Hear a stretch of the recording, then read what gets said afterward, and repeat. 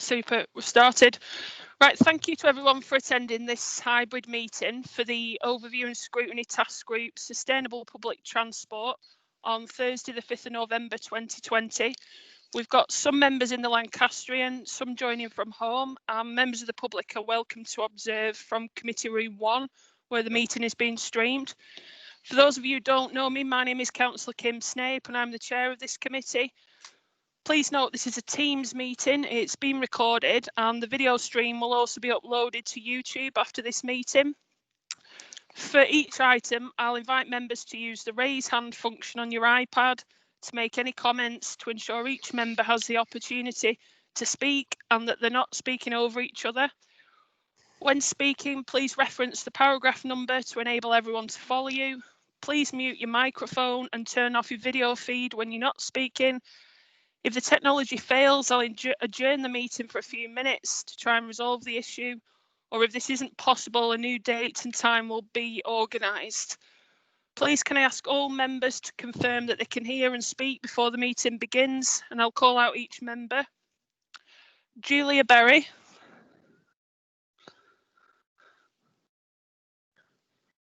Nope, Julia Berry. Doesn't sound like, I don't think Julia's on the call, so we'll come back to Julia. Martin Boardman.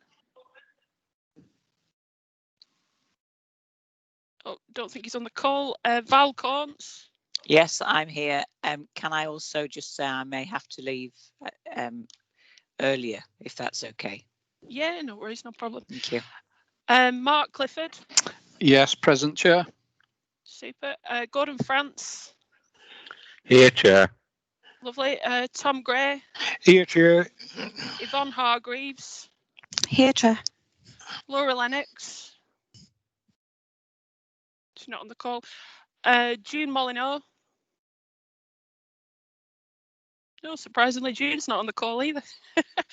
And welcome to Keith Idden, County Councillor Keith Idden. Did I used to be a sellout at one time that you couldn't get tickets to come, and then especially if Andrew was coming with me. But anyway, there's empty seats, Andrew, tonight in the auditorium.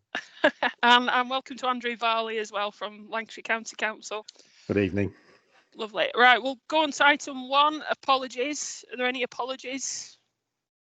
Not aware of any? Nope. Okay, item 2, minutes of the meeting Thursday the 17th of September. Are there any issues from anyone to raise on the accuracy of the minutes? Speak now or I'll presume that everybody's happy. No, nothing. So can I have a proposer for the minutes? Everybody's quiet. I'll propose them. Brilliant. So Gordon France to propose them, and was it Mark Clifford? Yes, it was. Lovely. And Mark Clifford to second them. So unless I hear otherwise, the minutes of the meeting are approved. Fantastic. So we'll go on to item 3, declarations of any interest. Members are reminded of the responsibility to declare any pecuniary interests in respect of matters contained in the agenda. As this is a virtual meeting, if a member has a pecuniary interest, they're requested to leave the call completely rather than just mute the microphone. The member can rejoin the call following the completion of the item in question. Are there any declarations of interest? No, fantastic.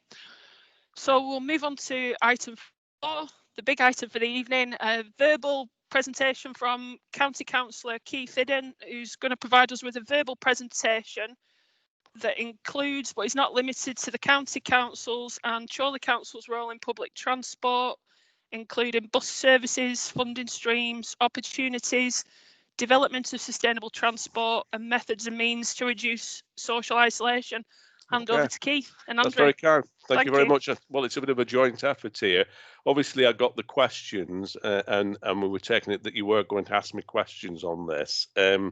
But if we start off, do you want me to run through the roll of questions? Are there people going to ask me questions on it? I hadn't completed any form of presentation for you. I was just here to answer the questions that you'd asked me. Now, whether there's a misunderstanding there or not, I don't know. Oh, it's right. No worries. Is that all right? if you want to run through the questions that have been sent through, that would be brilliant. Thank you. Obviously, I'll introduce myself. I'm Keith Hidden. I'm the Cabinet Member for Highways and Transport, and I've Andrew Varley with me, who is the Manager for Public Transport. Is that right, Andrew? The Public Transport Manager.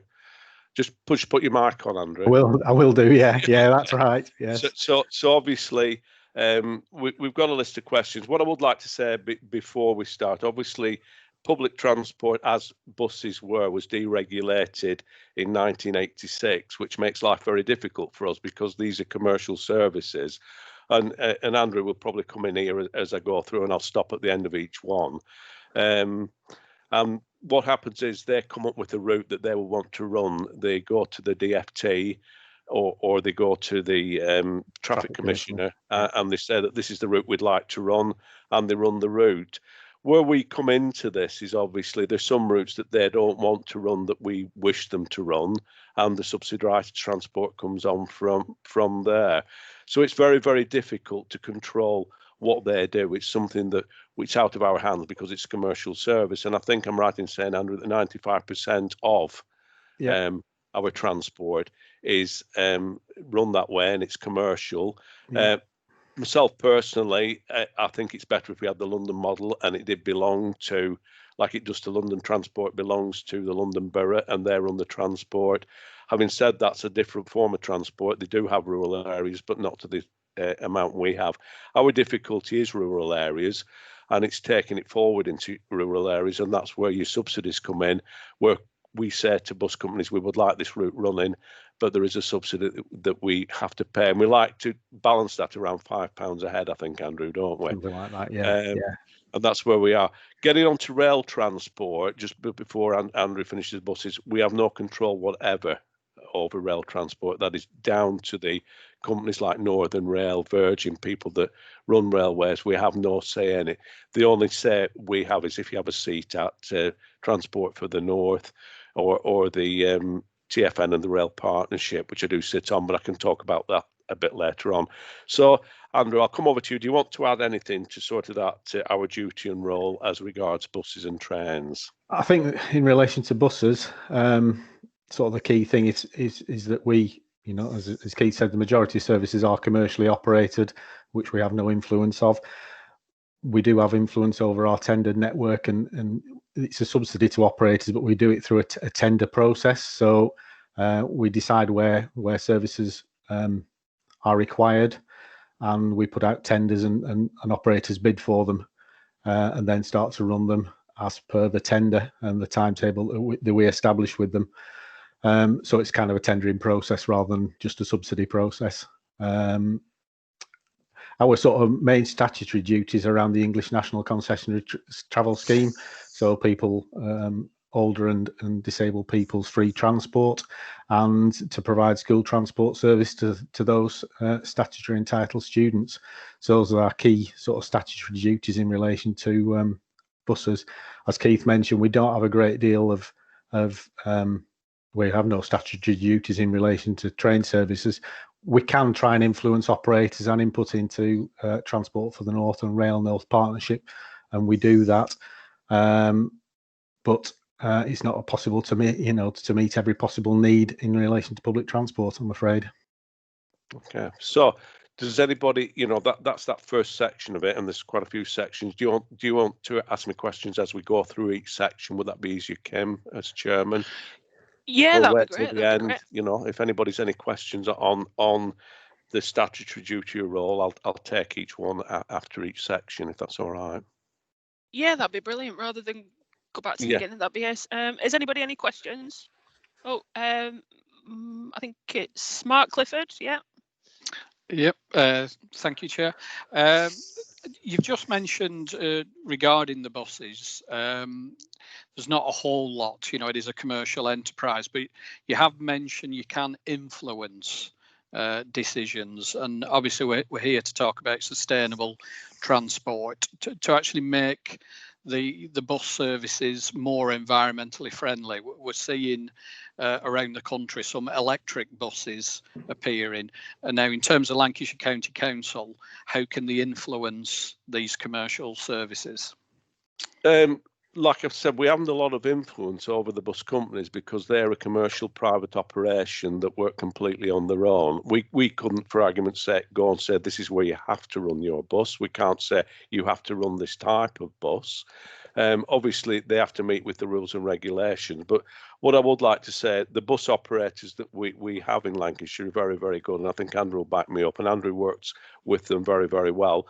And they are looking at, on their own bat, with obviously subsidies they get from government, and obviously it's a lot cheaper, and they are trying to run electric buses, and I think there are some in service at the minute. Andrew will give you more detail than I can on that, but we cannot force anybody to run a vehicle, a specific vehicle or specific type. When it comes to school buses, obviously they have to be safe MOT'd, and there's got to be the right number of seats. We can influence that, and we have had instances with the coronavirus where I've had to become involved, and Andrew has, where bus companies, people who stood up on buses and shouldn't have been, but children like to stand on buses and talk to their mates if they're 4 seats down. So you'll send a 77-seater bus or 78-seater bus, it'll pick 70 children up, but perhaps 8 of them want to talk to the mate who's at the front of the bus and they couldn't sit with them at the time. But we've all done that, and we keep our eye on that, and we can stipulate that. When it comes to subsidised routes, all that means is if we approached a bus company to run a route for us, they would say, yeah, this is what the fares are, but there is a shortfall. And as long as we can make up the shortfall, they're happy to run it for us. And this is where some of the commercial services, they do take off. And then it's our decision as a council or an administration. Andrew will come to me and say they're going to take this service off. They've notified the traffic commissioner, this service will cease in 6 weeks. What can we do about it? And in the main, we can influence that by going out to tender to different bus companies and coming up with something. We may alter the route a little bit. Andrew may put 2 routes together. The bus may have to travel further and it doesn't come as often, but we get the end result. So there's all these factors go into it. But actually influencing a bus company on what they can and cannot run, whether it's electric, petrol, diesel, we have very little say over that. But Andrew may want to add to that. Yeah, I mean there are various funds sometimes the DFT put out, or competitions to make cleaner, greener vehicles. There was one several years ago about a green bus fund where you could bid for funding to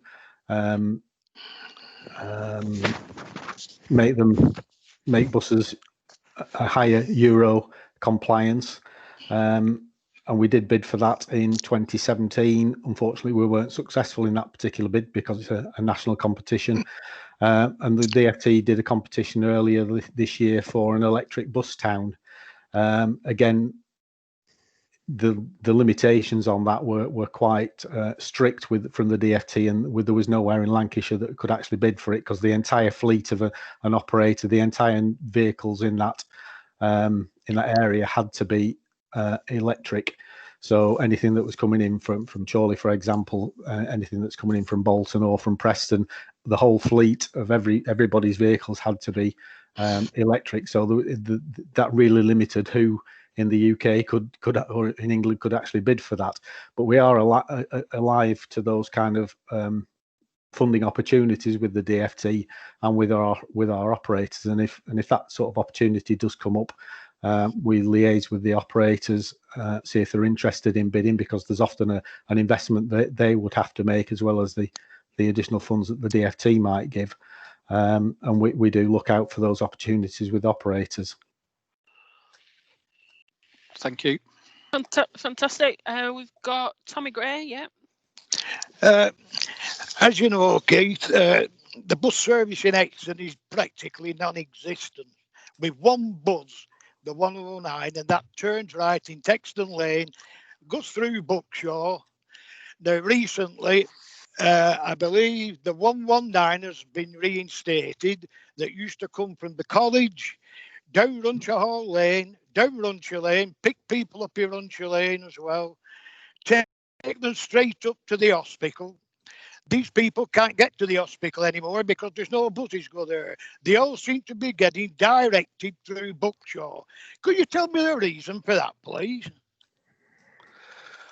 Well, the reason for that is obviously that is what the bus company want to do. They want to run the bus commercially. It's got to pay, and that's the only route that'll pay. And obviously, if they're going through Buckshaw everywhere, there are a lot of people in Buckshaw. It's as simple as that, Tommy. You know, if I was running the buses, I'd be saying to the driver, "Don't stop here. There's only one. Go to Buckshaw. There's 27," and that's how it works. And to put it in a nutshell, and quite simply, it is a commercial operation. They will run the bus the best way that they can to make it economical, and they're there to make a profit. Unfortunately, that's when you deregulate bus services, that's what you get. Private people take them over, and they're there to make a profit. Having said that, obviously we put some leverage onto bus companies, and the 119 is an example of that, and I think Andrew would elaborate on that, how that came to be. But the 119, we had a word with them, and obviously there was need for another bus, and they decided to do it. But that is where people get on the bus, and it's like I said about London. When you look at the London model, they have an open market because the buses are chasing each other all round Trafalgar Square, Victoria Square, all the squares in London, and they're all going round and picking people up because that's where everybody wants to travel. But if you want to add to that, Andrew, that's fine, but that's the reason. Yeah, I mean, even with our sort of contracted services, there's a similar issue with that, because we need to get as many people onto the bus as possible to reduce the amount of subsidy that's required to run it. Unfortunately, as much as we'd like to, we can't cover every single public transport need. And this is maybe something that we can relook at, that particular area again, see if there are any changes that could be made, or we could influence something in the area. But at the minute, Tommy, if you're running a bus round Exton, it just would not pay to go to Exton and then go to Chorley or the hospital.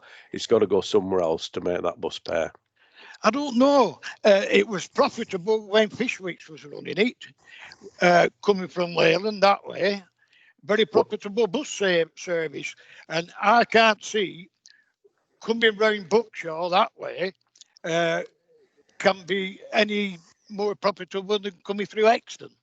Well, like you said, we'll have a look at it, but please, if you don't mind, because there's a lot of people that can't get to the hospital. Okay, we'll have a look at it. Right, thank you. Thank you very much.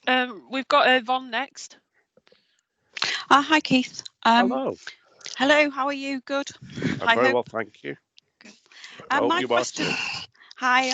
My question really is around about costs and tendering for contracts, and how cheap is it to really to operate and to actually attain a bus service with cleaner fuels. I'm basically looking at, if you like, fuels, either hydrogen and obviously electric, compared to carbonised fuels. And would we actually see that cost would be driven down eventually if we had cleaner fuels?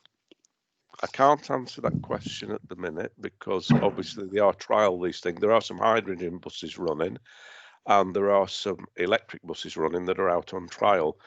What I will say, it's very much like the wind farms. When the wind farms were subsidised, then it did make that big difference. And if there's subsidies because you're running a hydrogen-powered bus or you're running an electric bus, then obviously that's taken into account. But once these subsidies are removed, which they are, and that's the problem as a county council we will face, and the operator, once they are removed, then it becomes more expensive to run. Now, the tests are going on, and I will be able to answer that question probably in perhaps 6 months' time, when we can see what the difference is. But having said all that, we must get on to cleaner fuels. We must look after our carbon footprint, and it's a big thing at the minute, especially with the younger people who I meet now on a regular basis, because it's their future, and we need to have cleaner vehicles, we need to have cleaner air, and we need to look after our environment. So it is a balancing act. The problem is, Yvonne, with all things, when anything is privatised, people have to make a profit out of it. They only do it for one reason, and that's to make money, and that's the bottom line of it. And bus companies are no different to anybody else. They have to pay the staff, they have to pay for the depots, electric rent rates, and all the other things. And so they've got to balance it out as well. But that doesn't mean that they're not interested. Bus companies are interested in doing this because we need to have cleaner vehicles and cleaner fuel. And obviously, as Andrew has alluded to, there are subsidies coming through from the DFT to do these things and from government. But we've got to balance all this out. So to answer your question, I wouldn't know at the minute what the difference is, because these tests are only just going on and we've only got into the area of running hydrogen and electric buses. But I would imagine next year we'll have a better view on what's going. But I'm fully supportive of hydrogen or electric power. I think that's the way forward, especially for cars or any form of vehicle. And we need to push this forward. All right, thank you. Are there any more questions from the first part of Keith's comments? Yeah, that's okay. Yeah, I was going to ask a question actually. You can. You spoke about having no control over rail, but I understand that you do get, or Lancashire County Council gets consulted over a lot of these changes that come to, you know, reductions or amendments to rail services and so on. I just wondered whether or not you, I suppose, A, do you make your responses to those consultations public, and B, do you involve organisations like Chorley Council in those responses that you provide to those consultations? So, for example, and I know I wrote to you about it recently, Adlington Railway Station was recently reduced to a 2-hourly train service in the middle of the week. Bizarrely, we've ended up with a better train service on a Sunday than the middle of the week. But I understand the county council was consulted on it. And likewise, when there's been similar alterations to the services in Adlington, but then it almost, certainly from a Chorley council perspective, I think it would be useful for Chorley council to be given the heads up as to when those changes are coming, or maybe to be asked about, you know, what is your opinion on reducing rail services at a particular station or whatever, really. I don't know if you have any response to that. It usually comes through the rail committee, Transport for the North, and they discuss all these things and they put their views forward. It does come to Lancashire County Council, and we can join in a consultation. But as you and I well know, consultations just tick boxes. What they say, the government say to rail companies, you have to consult on this. But at the end of the day, they consult and then they come up with their decision. I take on board what you say, and obviously if there's a particular issue like the Adlington Station one, it was mentioned by Michael Green at Transport for the North. It goes through its process. The rail committee did look at it and they put the submission into government, but they're not a body that has any authority whatsoever. They just answered that consultation like we would do. But at the end of the day, whenever changes are made, the government, it is, and I think I'm right in saying this, Andrew, that the train companies, whoever they are, Virgin, Northern Rail, Pennine, do have to go through a process of consultation to prove that what they're doing is the correct way of doing it. But again, it's all, you know, you have a better service on Sundays probably because more people get on Sundays and travel somewhere than they do on Wednesdays. And that's what goes into all these things that these train companies look at. And they're very slick on how they operate. And we had loads of trouble, as you remember, with Northern Rail. Not all their fault. That a lot of it was to do with rail track and couldn't finish the tracks in time for the electric trains. So there was a big lap over between diesels and electrics, and drivers being trained and not trained. And I'm not going to all that because I could bore you for hours about that. I was involved in all that. But at the end of the day, the consultation does come out, but if we can include you, I'm sure we will. So I've sort of put it in a nutshell, but Andrew might have some more technical details that I've missed there.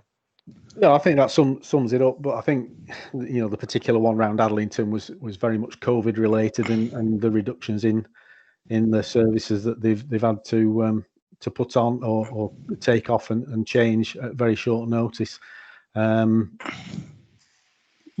I think you're right, Kim. There is an issue about no consultation on that one because of some of the timescales involved in these. It was a decision maybe on almost on a weekly basis. The changes have been happening, but yeah, I think you're right. We could probably do better than what we're doing, and I think that's something that we'll take away definitely. No, I appreciate that. That'd be great. I mean, particularly with that example, That particular one, yeah. The county council were aware of it in July, so it would for it coming in September. So there would have been plenty of time to inform. To at least inform, even if that was the decision. Yeah, take yeah, that on that'd board. be great. Definitely. Thank you. We'll take got that back. June. Brilliant. Thank you. Got June next. Hi, sorry I'm late, Kim. I've got a very distressed dog with all these fireworks. Oh yeah. Oh yeah, yeah. I'm going to try to display through the window here down the lane. Oh, we've got all our curtains drawn, so we can't see the flashes, but he can still hear the bangs. So he could do with a pair of these. Very good. It's carrying on with what Kim said about, the consultation, because I know Adlington Town Council write regularly to the rail about the service that we don't get, because I'm not going to say that we do, that we don't get, and we don't necessarily get answers to our queries. A lot of people use our station, and they feel like they're being messed about. We were promised all sorts when we had all the disruption of the electrification. Our service would be better, everything, and to be blunt, it hasn't been. So there are a lot of very disgruntled people in Adlington who would use the rail service if trains stopped. Okay, well, like I said, all we'll do is take that back, and we'll keep lobbying, and we'll keep on. Oh, we will. Don't worry. And obviously, going back to the bad days when Northern Rail weren't performing because of all the hiccups at the time, people did get very disgruntled, and people couldn't get where they were going. It has improved a little bit now. I think it's a lot better than it was, but obviously we've now got a shortage of staff and train drivers, and it's just as you get anything right, the next thing comes along, and the virus comes along, and we get back to square one a little bit. But we do take it all on board, and it's just unfortunate that Transport for the North and Rail for the North and these people, we all meet, but we have no powers to do anything. We can't put penalties onto anybody, which is a shame. All you can do is go back to government. It does frustrate people like Anthony Burnham, and I've had long discussions at these meetings with him. That you bring the companies in, but you can't make them do anything. They just pay lip service and tell you as it is, and then they go away again. But we will keep trying to improve it. But like I said, they are private people, and they've got a license to run rails, trains on tracks.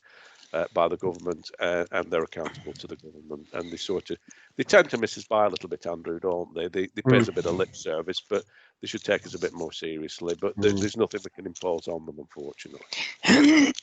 Okay. Brilliant. Do you want to go on to the next point? Yeah, I can move on. An understanding of the obstacles. I think I've been through all them. I think we've covered that. The biggest obstacle is we've no control over the trains except through statutory bodies like Transport for the North and Rail for the North, and bus services in the main are commercially run, and obviously they only come to us when they've got a problem. They say there's not enough people getting on the buses. Do you want to help us out with it? But what I will move on to is the funding streams and what we do and how we do it. Obviously, bus services are funded through a revenue budget. We did put a couple of £1 million into this in 2016 to kickstart it on again and get some of the rural services running. And we've put another £1 million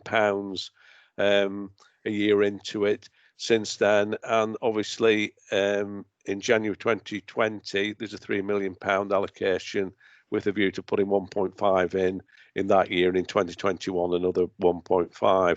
There's also 106 monies that we can take on board from building developments, but these tend to be in the area where the building is going. It tends to be like in the Cottam area now. There is some 106 money to put services on, which we will use, and we will put the bus services on with the bus companies. I think the other source of funding, the DFT give us funding in Better Buses Fund. They also give us funding through the transformation of cities. But what you'll find is this is located within the city, and unfortunately that's where that money stops. It's transforming the city, and obviously again getting buses running around the city and moving things around and keeping the cars out. It's as simple as that.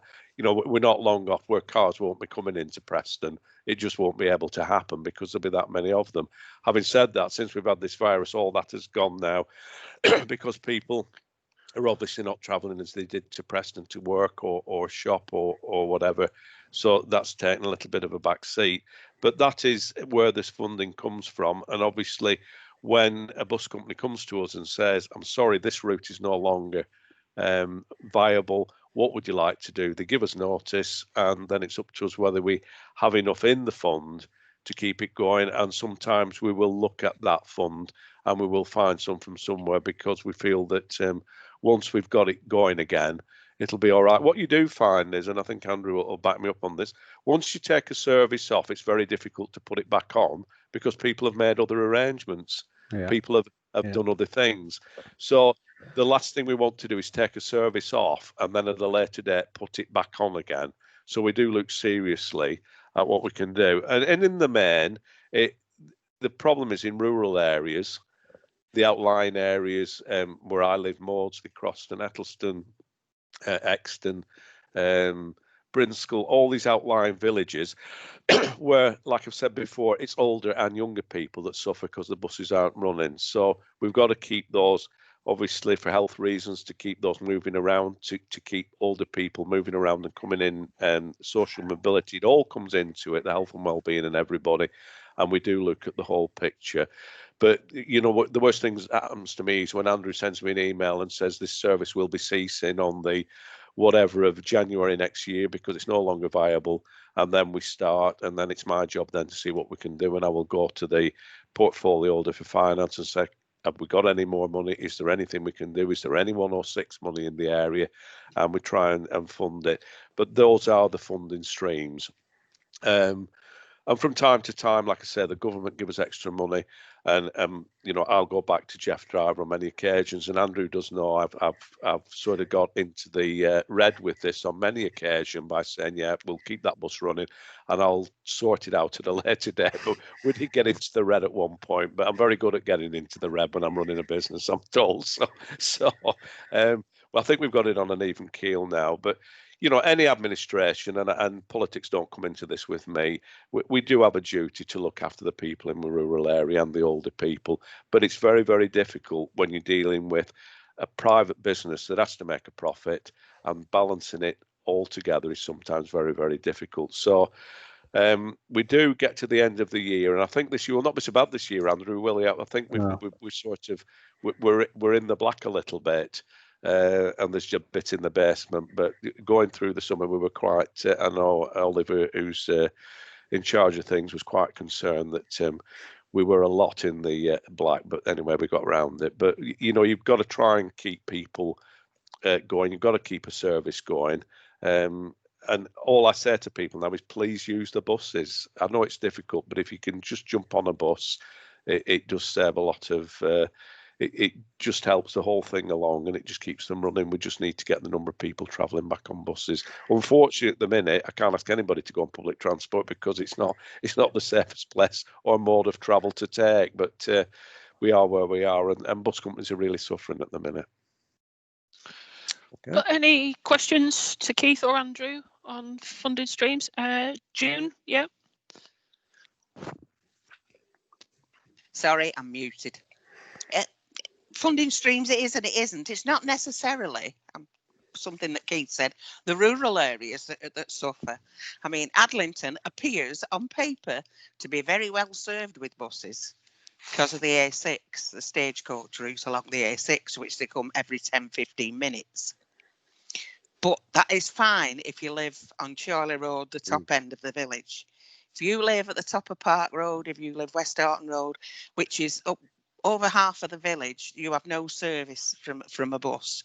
You've got kind of a 1.5 mile walk uphill to get to a bus. When Railtrack were doing all the work, the electrification was going on, the buses, the 126 buses, were rerouted down Railway Road, along West Horton Road, and they were well used there. I mean, it was a joy to have buses. We have bus stops on West Horton Road. Sadly, we don't have any buses to stop at the buses. We keep asking Stagecoach, and if you could put any pressure on to help us with this, all we would like them to do is to reroute a couple of buses an hour down Railway Road along West, and it would help immeasurably. That'd be super. Okay. It would. It would. Yeah. But they say they can't get the buses round the bottom of Railway Road. They did it for 18 months and there wasn't a problem. Well, we'll take that on board. I suppose that neatly brings us on, June, to how can you influence what happens in Chorley? And Yeah. I think that's important. How can Chorley Borough Council and its councillors influence it? And the way you can influence, like you've done tonight, just email me and tell me, and I'll pass it on to Andrew. I'll and the do team. that when we've finished. Yeah, and what we'll do then, we'll just put the details on it and how long it's run, and then we'll ask the bus companies to look at it. That's all we can do. But I'm happy for anybody in Chorley, any councillor, if you feel that this is what's needed, this is what could happen, this is where passengers will get on, please let us know. Just let me know, and I'm quite happy to do it. I do take it seriously, as Kim will tell you, and I will pass it on, and we'll do something about it. Thanks for that, Keith. No problem. So if anybody else, I've sort of done two at once there. How can you influence things? So, any questions on influencing or funded streams? No. Okay. I think next one. The next one. What initiatives are being taken to create sustainable public transport? That's a big question, really. We've invested quite a lot in funding and developing in Chorley and the surrounding areas. Obviously, with the bus station, it's one of the bus stations that we do own. I know it's passing over to you, I think, Andrew, shortly, isn't it? It's passing over to Chorley. We're in discussions with Chorley. We're in discussions, but these discussions are always, when it comes to money, it's like the song says, money's too tight to mention, so there's always discussions about it. And members of the public and councillors, it's important that we keep it sustainable and we keep it going forward. And it would be useful to just listen. If you could promote services for us in Chorley, if you could get people travelling in and just assist us in promoting buses, that's what it's all about. At the end of the day, for sustainable transport to be there, people have got to use it. It's got to be there, but it's got to be used. And we have a network now that is there, and it's a lot better than it was. But I would just say, if you can do anything at all to put anything out as Chorley Borough Council to influence people to use buses, we would certainly appreciate that. And I think that's all I can say on that. We just need to have sustainable transport. People have to use it, and that's the bottom line of it. The bus companies are there, we are there, and we do help with the subsidies. And I take June's point on board, and that's a good way of doing it. But we just need to get people to use buses. So if you could help us in any way, if you send anything out into residents out there from Chorley Council, just a little caption on the bottom, please use the bus, it is important. Something like that. It does help. It really does help.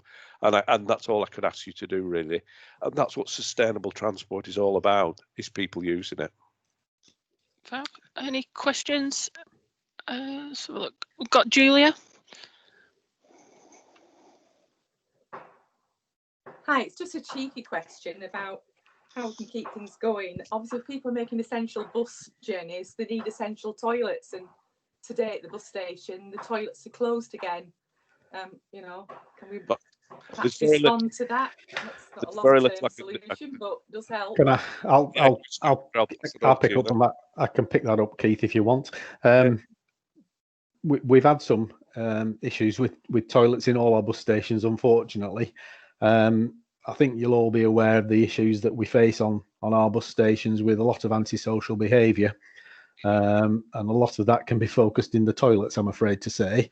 I don't want to spoil people's teas if they've not already had it. But there are some real issues that occur. We've had people, we've taken on some temporary staff, believe it or not, to allow access to toilets in our bus stations for a period of time, whilst as part of our COVID risk assessment, to make sure that the people can social distance and there is enough space and capacity for people to be able to use them. Unfortunately, we had a bit of trouble getting people initially to do the job in Chorley. We're using some temporary staff that we've got. And unfortunately, one of those members of staff was tested positive last week with COVID. So we had to withdraw that particular individual off the job, and we've not been able to replace her, unfortunately. She'll be back in next Monday, but they were open in the afternoon, so it's a bit unfortunate. I'm sorry to say that's been the issue. We're trying to keep them as secure as possible. Unfortunately, we've had an issue with this particular individual, and we had to shut them this week in the mornings when she was on duty.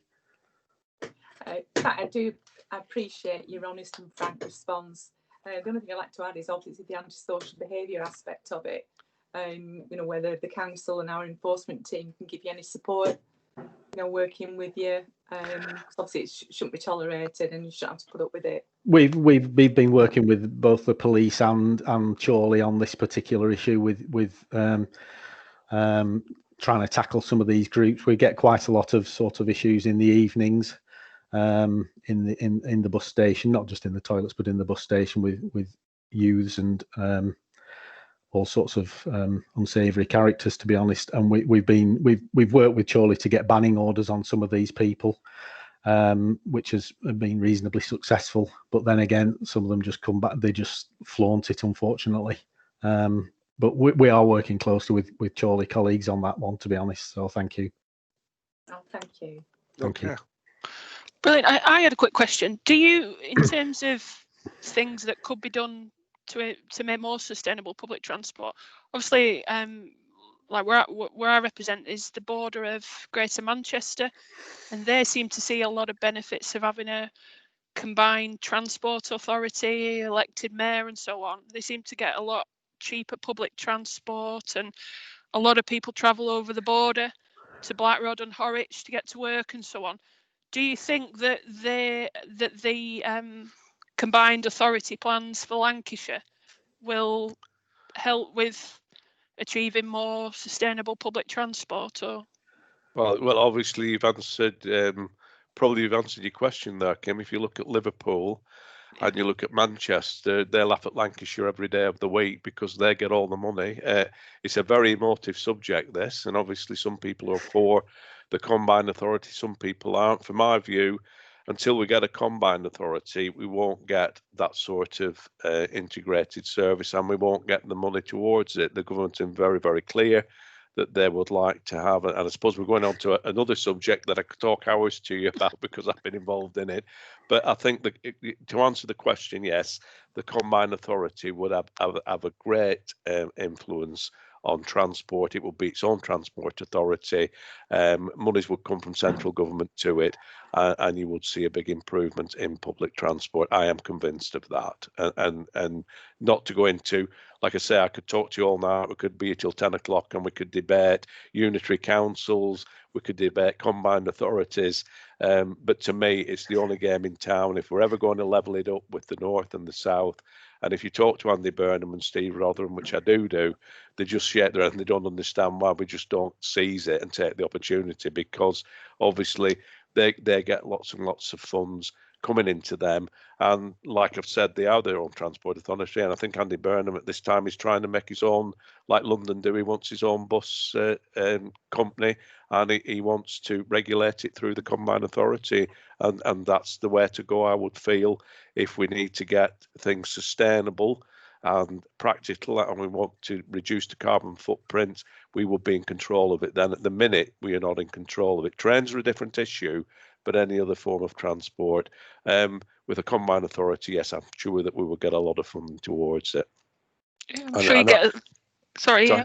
Well, I know Andrew won't comment on this because we've got a bit politically, but obviously he does look into these things. But when you look at, you've only to look at the other two models and people that have combined authorities and they have an elected mayor, then at the end of the day, you've only to look what they get and the millions of pounds they get. And every time we bid for things, if you look for the last bid we put into government, we got for the Transformation of Cities Fund, I think that we got about £43 million. That's a huge amount of money. But people like Steve Rotherham and Andy Burnham, it was well over a couple of £100 million they got each. I don't know the exact figures, but they got a huge amount of money because they're accountable. The one man is accountable to the government, and they will spend it, and they will do it in a business-like fashion. So we just need to do that. You're quite right. With the Combine Authority will make a big difference to us. Yeah, super, lovely. Okay. Shall we? Any more questions? Nope. Do you want to go on to the next one? Yeah, we've talked about how do we aim to tackle isolation within people. Obviously, we have the community transport that's done through Dial a Ride. I think, Andrew, we have about 50 vehicles, am I right, in the fleet that go out, and they will pick people up and they will take people to where they need to go. This is a free service. We provide this free. It costs us around £300,000 or £400,000 a year to do this. There's no intention ever to. These are all the vulnerable people that we have, and it's right and proper that we look after them. And during the pandemic, they've been taking out meals to people, and they've been used. The staff are really great, and it's a good asset that we have, and we will keep it going as long as I'm cabinet member for Highways and Transport. This services will be kept going, and it does keep people connected, and it takes the elder people to wherever they need to go, their day centres or community hubs where they meet. Unfortunately, at the minute with the pandemic, we can't do it, but obviously we do take out meals to them, and the fleet's used in other areas. So that's how we try to tackle it, and also through a subsidised bus system, we try to do it that way. If we get somebody that wants to be independent, they can't drive but wants to get on a bus for whatever reason, they can get on one and go.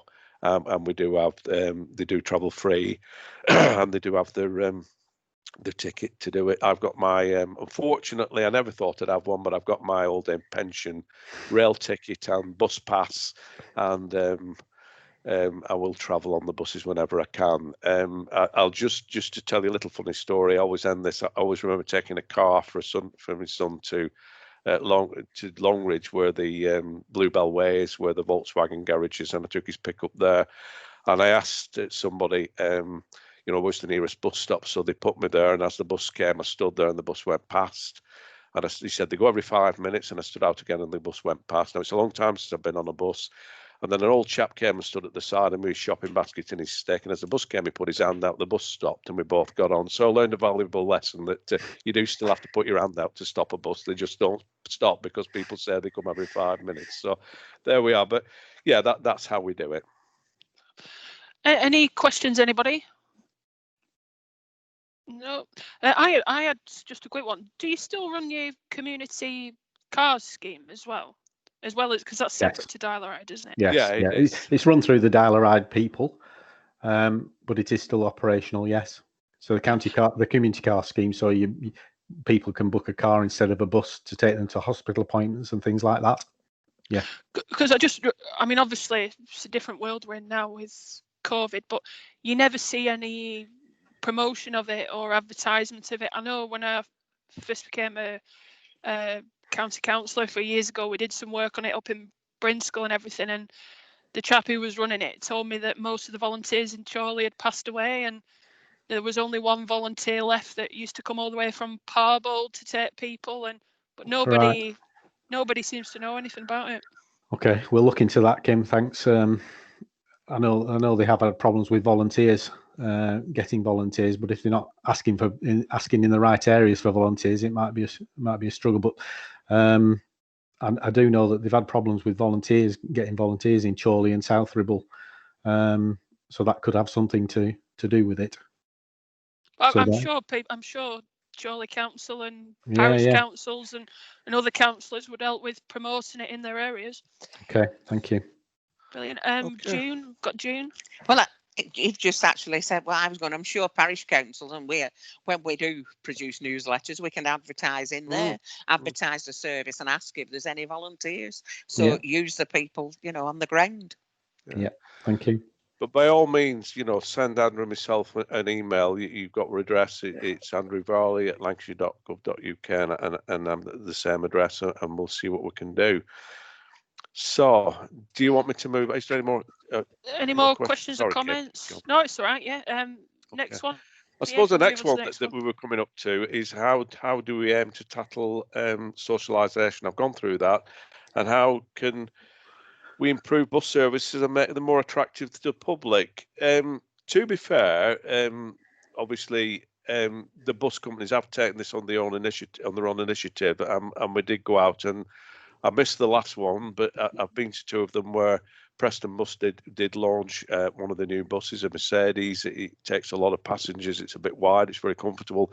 The one I was impressed with was Stagecoach, where you can plug your Wi-Fi in, the leather seats. They have screens up there. They're very, very comfortable to ride on. And the bus companies are investing a lot in their equipment, and that's a big thing.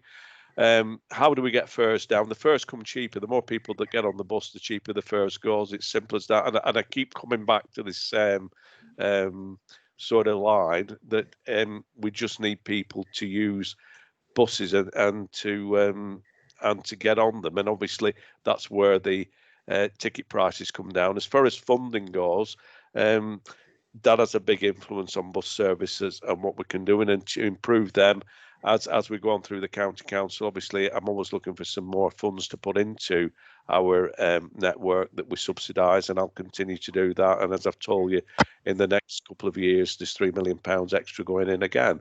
It sounds a huge amount of money, that, but in the world of buses, Andrew will tell you, it doesn't go that far, but it does go far enough to put some extra services on, and we keep lobbying for that.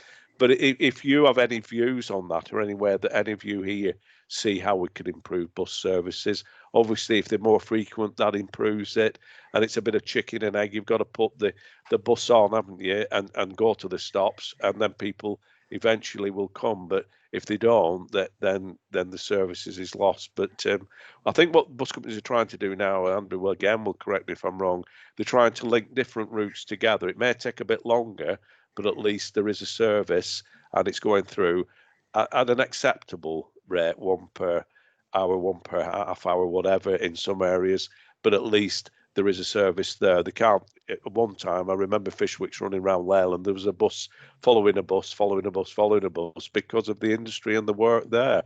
But that sort of faded away, unfortunately, and Fishwick's was sold, and that was the end of it, which was a very sad day, because they've been going a long while, and I did know the Fishwick family quite well. But there we are, that's in the past, and it's moved on a pace from then.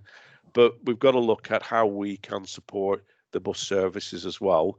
They will support us in new technology, as we've talked about, with hydro buses and with electric buses, and the new buses I've seen are really, really good. And we do keep on top of them. They will tell them if the buses are getting to a point where we feel that they need change, and they do take a bit of notice of us. So I've no more to say on that, really. I don't think I can say any more than it will come down. The more people that use the service, the cheaper the service will be. Till we're carrying the maximum, and that's as cheap as it will ever be. So I don't know whether you want to add anything, Andrew, to that, or no, nothing really. I mean, yeah, you picked up on the fact that they've got Wi-Fi on buses, USBs, and they do quite a lot of fares promotions around daily and weekly passes, rather than single fares. Quite expensive now for a lot of bus services, but actually weekly passes are quite good value. They're often perceived as expensive, but how much does it cost to run a car and to insure it, and to looking at the comparisons, it is actually quite reasonable value. But certainly, yeah, there's a lot of developments, and the recent introduction of more contactless ticketing, so you don't have to have cash, and that's sort of generating a lot more interest in public transport. It's how we can make it more attractive for younger people and people who are commuting into work. I think that's a challenge that everybody faces, to be honest.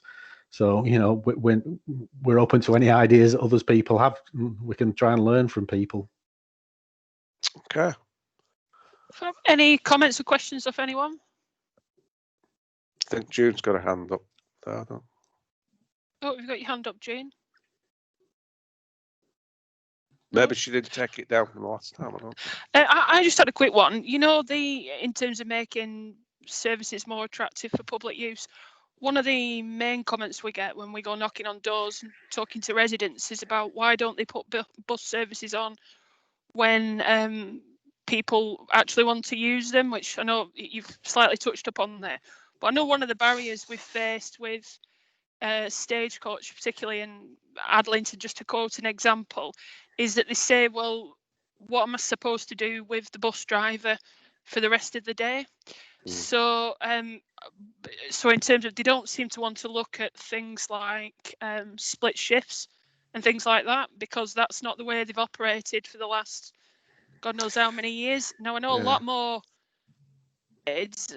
hospitality and various other different industries now are having to go down the route of doing split shifts. So I just wondered, why don't bus companies sort of encourage split shifts for bus drivers in terms of putting more useful time services on? Yeah, it's very, very difficult, this one, and I'm well versed on this because the haulage industry has the same issue. Right. A guy starts work at 4 o'clock, and once he's started work, he's then got to finish. He has to have rest time, and it's the rest time that the driver has to have, and he's only a certain amount of hours he can work, and people won't come in for 4 hours. But the problem is, if he comes in, said the bus is needed from 4 till 8, and then there's nothing else to do, he can't go home and then come back again at 8 o'clock, because it doesn't work, because he started work at 4 o'clock. Now, if you work in a factory, you can split a shift. I understand that, and we split shifts at a factory I'm involved with at Berska. And what he says, okay, come in for half a shift, go home and have another 4 hours off and come back again. And, health and safety do rule that a little bit, I'm sure, and they do. But at the end of the day, it's very difficult to bring a driver in, because once he has started, he has to have his break. He can't sort of split his break and then come in again. And it is difficult for the bus company. They like somebody to come in at 6 o'clock and do his shift and then go home. And he has his driving time, which I think if it's like the road haul industries, 2 periods of 4 hours with two 3/4 hour breaks, that's him finished then, and he's to have his break off, and he's to have 12 hours off, and he's to have 15 hours twice a week, and it's quite complicated. They do run shifts, buses do run at night, and they do run in the daytime, but to actually split a shift will be very difficult. I understand what you're saying. If it wasn't for the drivers' regulations and the traffic commissioner, that's the condition of you holding the operator's license, that you have to have your tachographs in order, and bus drivers rule just the same as haulage drivers, and they have to have set breaks, but you can't sort of say you've worked, then go on for 4 hours and then come back again, because that just doesn't fit in with the rules and regulations. So that's all I can sort of answer that. No, it's interesting. Learned something. Thank you. I think from another perspective is, I think they have problems recruiting. Yeah. And if you say to a driver, we want you in 4 hours in the morning and 4 hours in the afternoon, it's not attractive in a recruitment perspective. So they do have trouble recruiting drivers. So that's another issue that they have to contend with, unfortunately.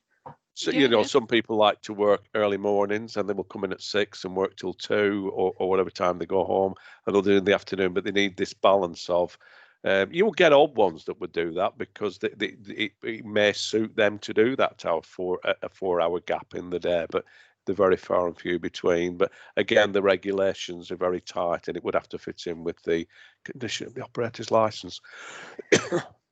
No, Fab, that's useful to know. Any further comments or questions? Don't think anybody. Do you want to go on to the next one? Yeah. Just let me have a look at this. I've gone through my notes here. Update Transport for the North initiatives. Are we onto that one now? Is there anything else you want to talk about?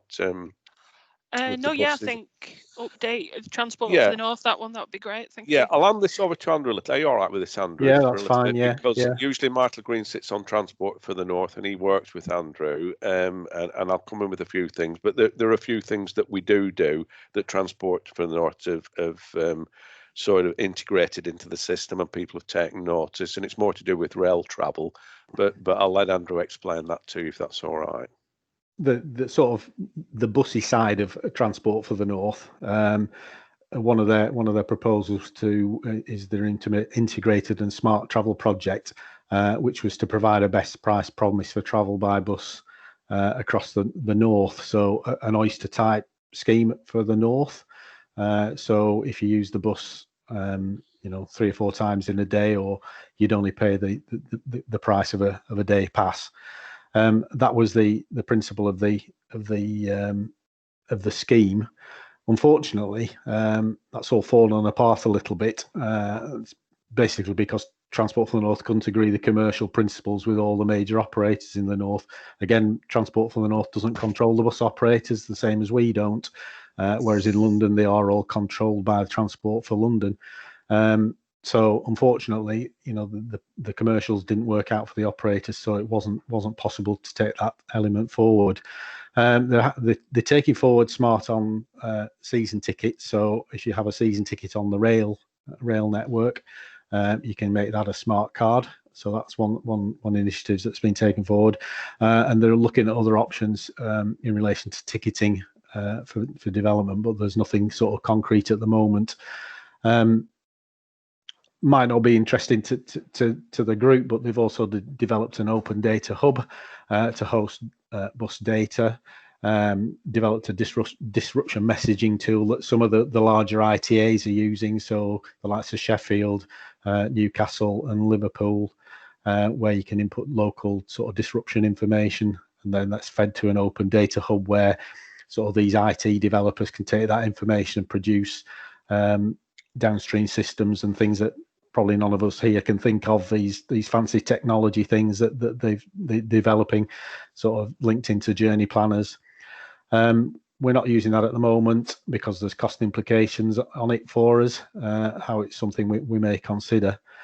So that's pretty much what sort of Transport for the North are doing at the moment in relation to on the bus side of things.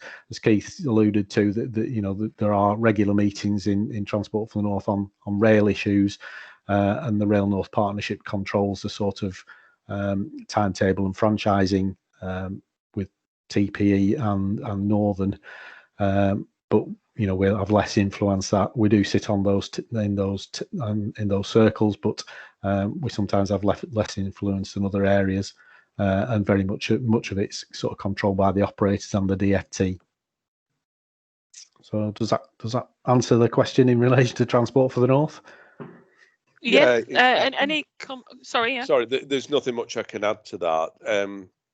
Transport for the North, obviously, our representative is Michael Green. We sit round, we put our views forward, and then they pass them on, and it rolls back from government.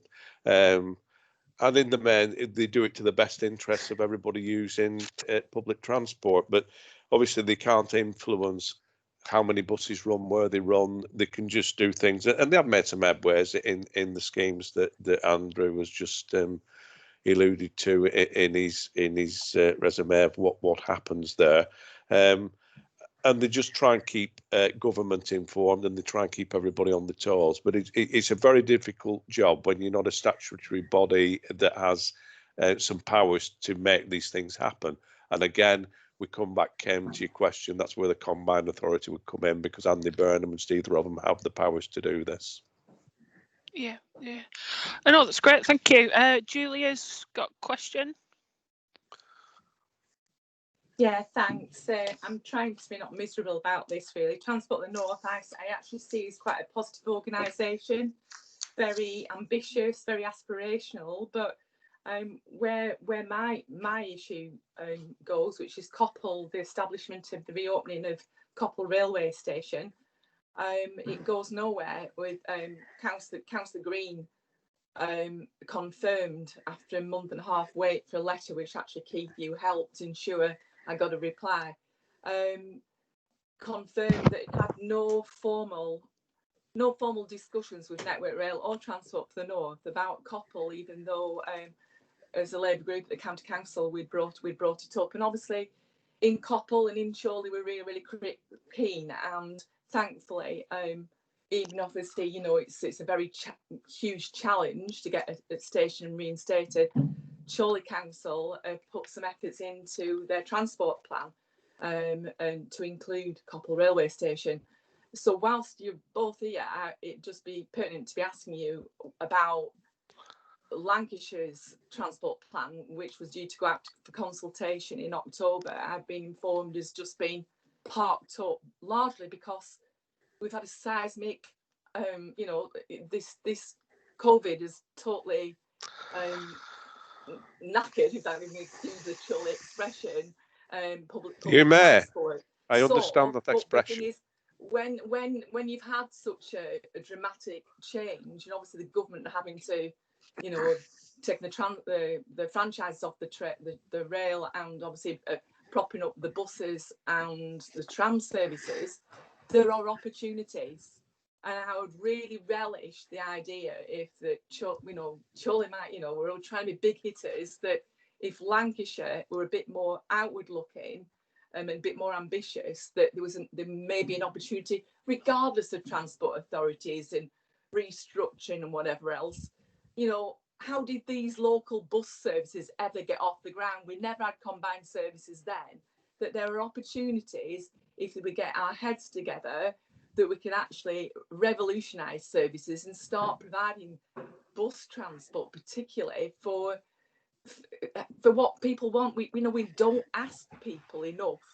We don't consult, and people's habits and work shifts and industries have dramatically changed. And I just think it's an opportunity to just say, let's have a look at this and go back to the drawing board and start afresh. And anything, I even could compliment Boris for saying, having shovel-ready jobs, that if we set our minds to it, we don't have to wait for political restructures to actually start running viable services, as long as we tune in to actually what passengers want, not what we've always done. Thanks. Yep, that's all fair comment. Obviously, it moves on to where we're up to, and you're quite right, Julia, because of what's happened and because of the pandemic, the master plan for highways and transport has been delayed. I've been involved in it along with Michael Green, because the two things do cover. A firm of consultants were engaged to do this. It's all evidence-based. They've gone out there and they're looking at what we can do economically. We have to look at employment in the area. We have to look at schools. We have to look at hospitals. We have to look at people's movements. We have to look at where people are employed in the main. And we're trying hard to put this together, and they will put it together. When they've done this, it will be a map. It will be a story map. We are on board with this. And the next stage of this should have been ready, like you say, in October, to give us the story map, to say, yeah, this is the master plan, this is where we're going. Obviously, Chorley will have been consulted, I'm sure, and all the districts into this as the firm of consultants do it. They're the experts in the field, and then they will come back to us with all the traffic data, where traffics are moving, what transport we need. But unfortunately, because of the pandemic, they haven't been able to do the work that they thought they'd be able to do. And a lot of this work is put together in the later stages. But we are on with it, and we're hoping that, we can do this and it'll be available from late November. I'm really hoping that late November, which we're in the month of November. Having said all that, we're back at square one again. We're locked down, and it might be reviewed again. But they want to do it. Obviously, it's their business. They get paid for doing this, and I and Michael Green want to get it done. But I do take on board what you say. Obviously, we have tried. I try with buses to make sure that the buses are there for people. I lobby every day to the finance director and to the portfolio of finance for more money to do these things. But I'm sure once this comes out, we can work towards doing it. But I will reiterate again, Julia, whatever happens, when you look at Liverpool and Manchester, they're running away with this because they're now making themselves their own transport authorities, and that's what we need to do. And nobody, I can't be convinced any differently.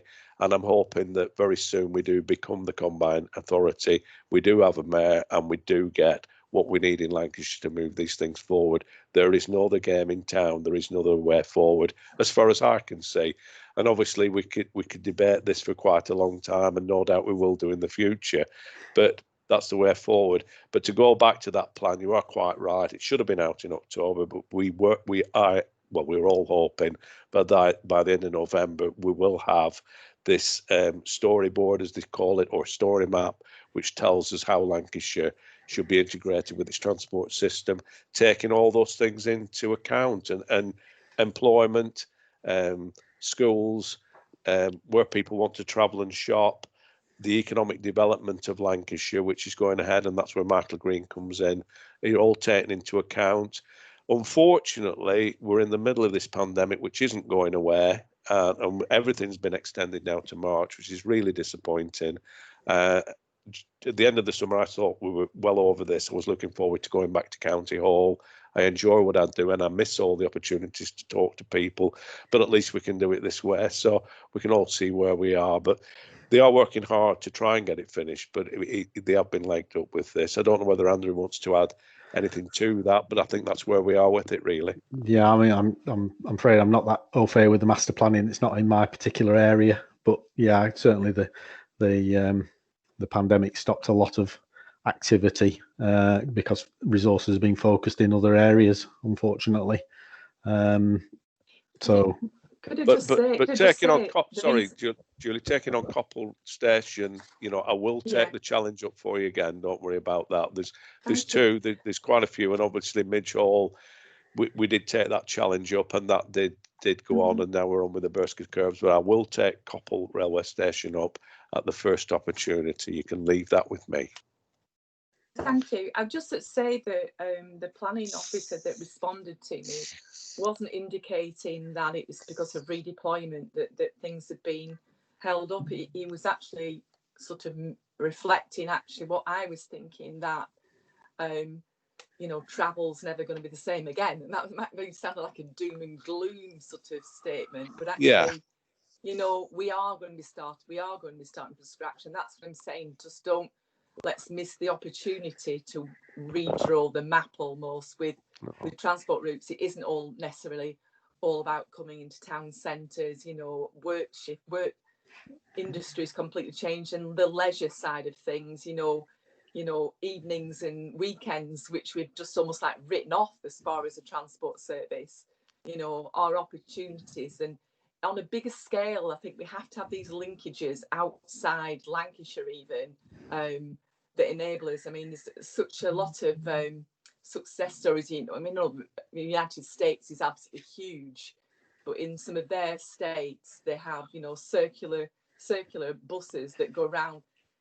For whatever reason, with the advertising, they managed to get these services running free, which is tremendous. And we just have to sort of think out the box really on it, and not just go down the traditional routes that sometimes are just not viable, yet people still deserve and now should have the opportunity to be able to hop on a bus when they want, you know, just in time sort of thing, you know. And literally the idea that people are 10 minutes away from a bus stop or whatever the measure used to be or is long gone with new housing estates, and there's a lot to look at. I just wish there'd been more dialogue, to be honest, Keith, with Chorley on transport, because we certainly haven't got a buzz about some transport plan coming out from Lancashire. I don't think most people have actually heard of it, so we do need to communicate better. And obviously, you know, we've got the time to do in obviously, or not, you know, difficult circumstances. Yeah, I think when the master plan comes out, Julia, this time my door is always open, as you know, and once this master plan comes out, I will come back to whatever format you want me to come, and we'll talk about it. But by all means, you know, if you have any ideas for it, I know the circular bus thing, I've talked to different people in Chorley about it for a long time, to have a circular bus around. And if it was possible, we'd probably do it. I understand what you're saying in America, I understand what you're saying in London, and it's coming to Manchester. But you know, if you're on your own transport authority, you can put all these things into place, and that's what I would propose that we do, and that will take us forward. The world is changing, but people are quite traditional, and hopefully once we get over this, I'm not saying a lot of people will want to go back to work every day. Things will change, but if we need to keep the economy going and we need to keep the city centres going, we will have to use public transport, and it will be over one day. We will come through this, and public transport will play a big part in it. Thank you. Thank you. Can we bring Mark in? Yeah. Thank you, Kim. Keith, you've mentioned the master plan. Now, I want to know the relationship to highways with this, because everything to bring down carbon emissions, you know, to mitigate climate change, we need the public transport to be as efficient as it can. So if there's routes where the vehicles are running at an excess speed, that you get higher emissions, but if because of the road surface they're running at a low speed, you know, the road's full of potholes and that, it's all adding to the actual carbon emissions. Are you bringing everything as part of this master plan? What is the connection with highways there? The connection with highways is obviously to see the traffic flows, accident data, travel cases and studies, and public transport. We're bringing the whole thing in. What I can't do, and the roads in Lancashire were built, and these are the roads in Lancashire. And if you come to my area, some of these roads are very, very narrow. They won't take big vehicles. In the cities, we can alter. If you look what's going in Preston, the whole road layout's being altered, the whole ringway around the university. We can do these big projects, but in the country areas, it's very, very difficult. At the end of the day, if we were to resurface every road in Lancashire, it would cost us perhaps £500 million to do it, and that money just is not available. But it is part of the study that we need to have roads that can accommodate the bus stations are where they should be, everything's strategically placed, that the highways can cope with it and the routes are good to travel, and it will all come out in the report. Again, and not harking on about it, but this is where I go back to Andy Burnham and Steve Rotherham having their own transport authorities, their own highway works, and the monies to do that. We get 22 million quid from central government, and have done for many, many years, between 22 and 23 million pounds, and the rest we have to find ourselves. And it's been very difficult over the years to do that. It's fortunate that this time we've had assistance from government and extra money's put in, but I do understand what you said, and the whole highway structure will go along with the transport asset management plan, and it'll go along with the highways plan.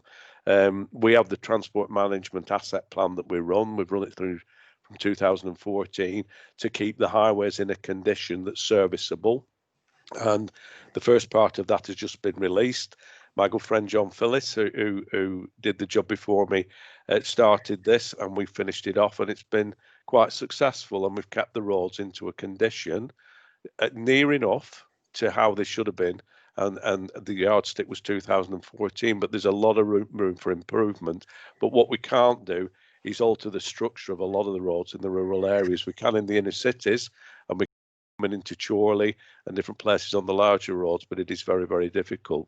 We've great problems in Lancaster, and we're coming to the point where I'm hoping this transport plan that's coming out will say there's a big park and ride there. We'll just have to go in by bus because it's no longer accommodating the number of vehicles that are going in.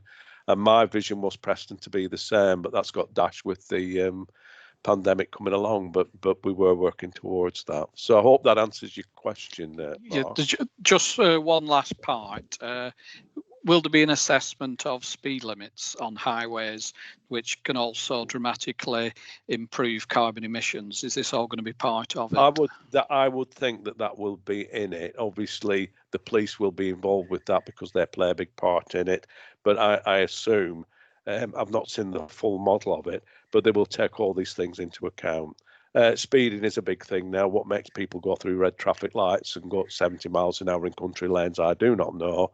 It's only the minority, but it really makes it bad for the rest of us. But we're trying hard to solve this at the minute. Thanks, Keith. No problem. Thank you. Any further comments or queries or questions on that one? No? Okay. So, and then we're on the last point, Keith.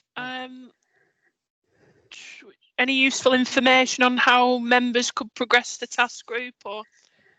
Well, I think we've gone through it. I think the thing to do with your task group is obviously you've listened to what Andrew and myself have said. I think you have a good understanding now of how it works. I'm happy to come back at any time and answer questions. If you asked me the questions before, I'm quite knowledgeable on a lot of things, as Julia will tell you when I stand up, but I don't know everything. But I'm expected to know a lot, and I do my best. And Andrew, I'm sure will come back again at some point.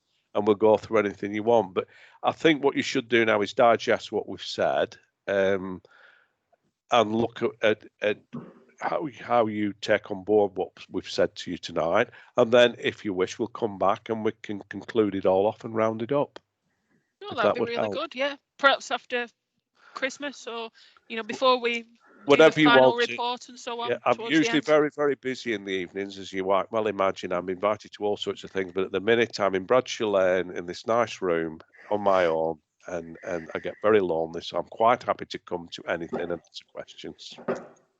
Brilliant, thank you. No, we appreciate your time. No. Is there any other questions or anything? No. Thank you very much. Tommy joining. No. Well, thank you. Fireworks, I'm afraid. Sorry. Thank you for having us, Kim. Thanks very much. And everybody, and by all means, invite us back again. And if we can all work together, and we can all we listen to each other, will there be a way forward? I'm sure. Fab, definitely, yeah. Okay. Lovely. Are you all right, Andrew? Anything to add? Are you? No, I think that's fine. And yeah, we're happy to work with you wherever we can, and it might be worthwhile. Considering what your local priorities are, and if we can, a huge long list of things aren't probably achievable, but if there's a list of priorities, and serious thoughts, then we see what we can take on board. But go through what we've said, and obviously I'll have answered your questions as best I can and as truthfully as we can, and come back to us, and we'll conclude it off, and we'll see what you've done. And I hope, Andrew, you mark me all right tonight. I know the leader likes marks. He'll ask you for the marks tonight because I'm on my final red card, so it will make the difference. I'll get in touch with him. Yeah, don't worry. Right, yeah. Fab, no worries. No, thank you for coming. You're welcome to stay on, or feel free to. Unfortunately, I have another meeting at 7:30, so I'll have to get ready for that. No problems. No, that's brilliant. Thanks very much. I'll have my dinner. Thanks. Andrew. No worries. Thank you. Thank you. Thanks. Bye-bye. See you. Bye. Bye. Right. So are we happy to note Keith's report? And I'm sure we can perhaps look at inviting Keith and Andrew back maybe towards the latter end of the task group if there's anything further we want to question, query or comment on. Right. So we'll go on to item 5, the Local Government Association presentation and information discussion. So I think everybody's had sight of that in the agenda items. I unfortunately wasn't able to get on the webinars, but I don't know if there's anybody wants to update us, or because I know a couple of members went on the webinar. I think June and Mark, and I think Alison went on it as well. It was a very interesting presentation. It's quite interesting to see that the vicious circle and the virtuous circle when they're mentioning that running a bus service on a route that obviously hasn't got many passengers is always going to lead to nowhere. The more passengers you have, the better the bus service is going to be, and the cheaper the fares will be. A lot of it was common sense, but it was good to see what was being done around the country and listening to those that are looking at using an electric fleet. So it was interesting to hear Keith's views of why we're not really seeing big electric fleets in Lancashire at the moment. So do you think there's recommendations and things that we could put forward towards when we get to the latter end of the task group in terms of trying to get more electric fleet in Lancashire? And I would certainly think that's something that we should be pushing for, but obviously it's putting the pressure on those companies that run buses. But listening part of the presentation, there was a bus company there, and they were all for that sort of thing. But it will be very interesting to look at maybe a smaller scale community bus, running on either hydrogen or electric. That would be very good to see. Definitely. Alison? All I was going to say with electric buses, one of the constraints is still the range of the battery, and a lot of the buses still can't go that far before they have to recharge. And then there's also the carbon issue of the battery, the storage of the battery, and when that runs out, because again, the batteries with technology, it'll come eventually, but they have a short lifespan. So you have to sort of weigh up, is it sustainable? But again, a lot of these bus operators are starting to look at hydrogen, which they're hoping, again, they can test out in the future. Thank you. Sounds really good. Any further comments on it or anything, or questions on any of the... It was really interesting, and I think we had people from cities, not so much rural areas, but they were sort of saying, as long as you can get people on the buses, as we've heard, and you can get them to the places that they want to reliably and in time, and that they can get off the bus quite easily to where they want to go, so you have bus priority lanes, that's sort of ticking all the boxes. I mean, we're lucky in respect of Chorley, we've got the bus station very central. Obviously, we've got other routes, but we do have to work on more rural routes, and as some of the councils have said, to go into other areas. They also talked about the challenges of having low traffic neighbourhoods. So if you can get rid of the car in certain areas and just bring in the buses, then more people will use the buses. Some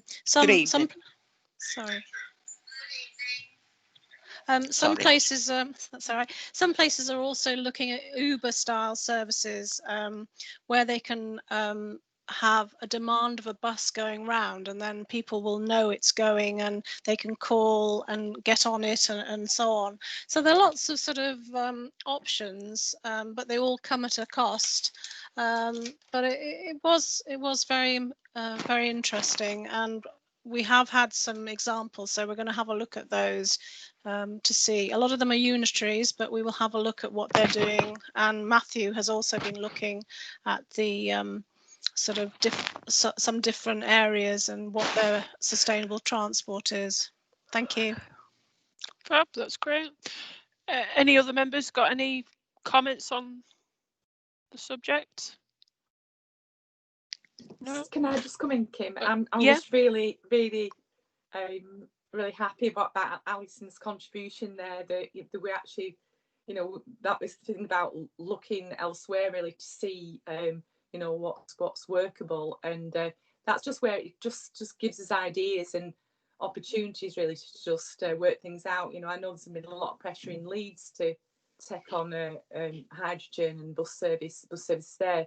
It's because of the need to deal with our carbon levels and whatever. It just seems it's obviously due to for us to be looking at something that's viable for the future, really. And it's quite almost like revolutionary, and I would encourage people just to connect and look at what's going on. It's a lot of talk at the moment about transport, because obviously it's been so badly affected by the epidemic. So there's a lot of great thinkers out there that might be able to sell us something. Thanks. Fab. Any further comments or anything? No, so it sounds like we've got some possible things that we might be able to look at recommendations further down the line for anyway, so that's really good. Kim, I'm going to have to leave the meeting, have another one now. Sorry. Oh, it's all right, no worries. Thanks. Bye. Bye. So we're happy to move on to item 6, review and update the scope. So has everybody seen sight of the scoping document? Presume so. Obviously we've not had, we sort of agreed, I know it was sent out via email rather than an additional meeting just for approving the scoping document, but I know everybody's had the opportunity to reply to Matthew if there's anything that they wanted added into it. I mean, is there anything that you think is missing from it, or anything that we need to add into it as a result of the discussions this evening?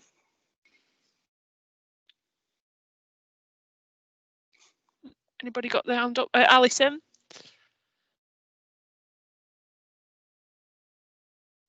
Apologies, I didn't take it down. Sorry. Thank you.